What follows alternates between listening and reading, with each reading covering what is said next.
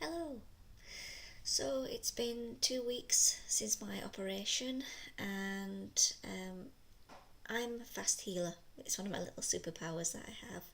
So I'm going to show you a picture of what it was like um, 4 days ago with the big gap at the back. So look away now. Okay, so as you can see, nasty big gap at the back, and now this is what it looks like after I changed the dressing last night.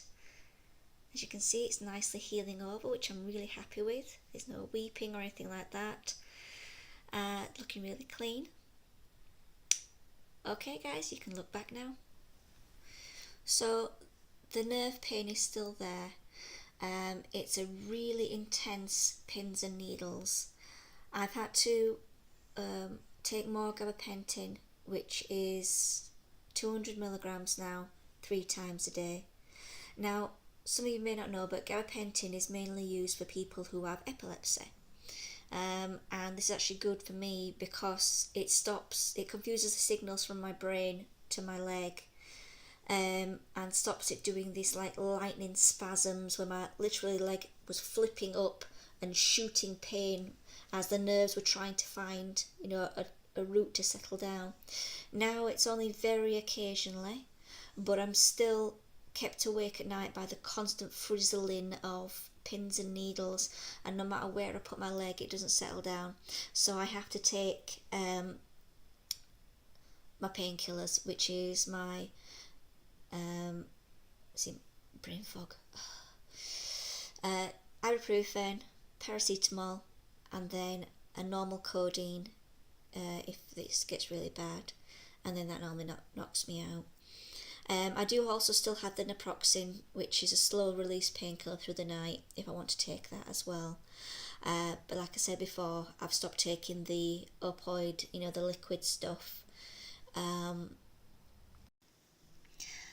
One of the things I can do now, which seems mundane, is actually sit with both arse cheeks on the toilet, because before, actually sitting down and putting pressure on the back of that left stump really caused its intense pins and needles pain and everything, and I had to balance on one arse cheek. Now I can actually sit normally on the toilet, which is good. My leg is still very swollen. That's because the muscles just relaxed and also the muscles damaged due to interference. But with exercise, that will go down and tighten up. I have done a little short video showing you some physio that you do need to do to make sure that your leg doesn't tighten up. Okay, so because you're sat in your wheelchair or on a chair for so long, the problem you can have with your leg is that the muscles can get tight in this position. So it's really important, if you can, just each day try and stand up just for a little bit. I know it thumps, I know it hurts. Like for me right now, the blood's pushing all down to here and it's pumping away. But then just do this and then push it as far back as you can.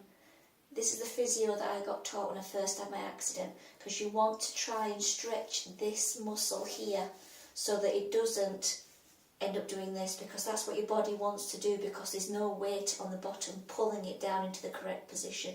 So you need to do this exercise to push out as much as you can and hold it for a few seconds and then relax, and then push it back out again just for a few seconds and then relax.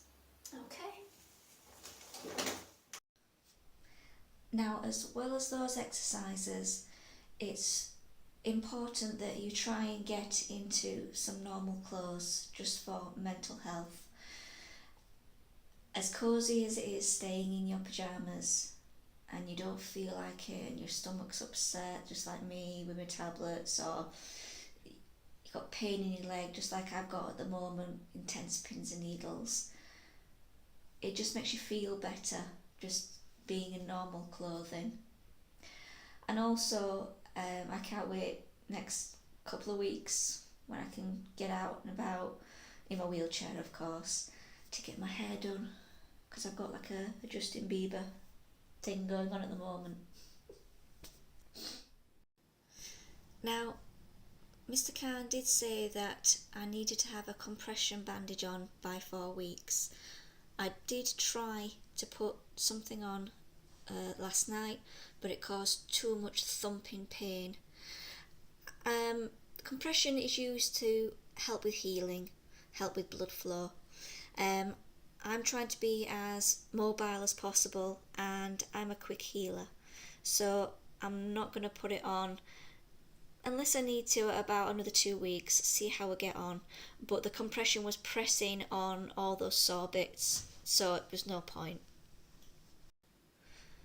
So one of the things I've always had since my accident was a ghost limb. Some people refer to that as phantom limb pain because they get a lot of pain through this phantom limb.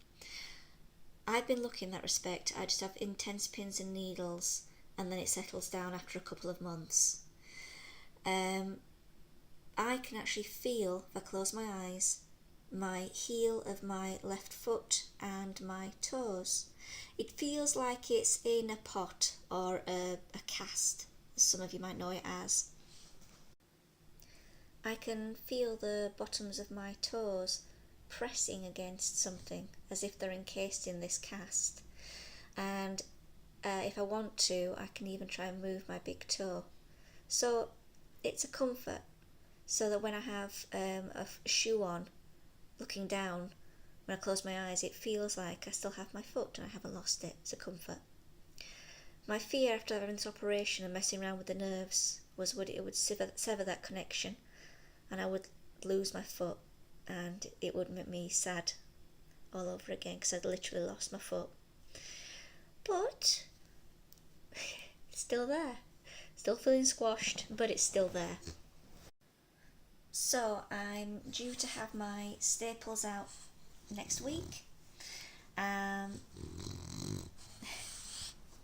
This is Jasper. And hopefully the healing process will continue.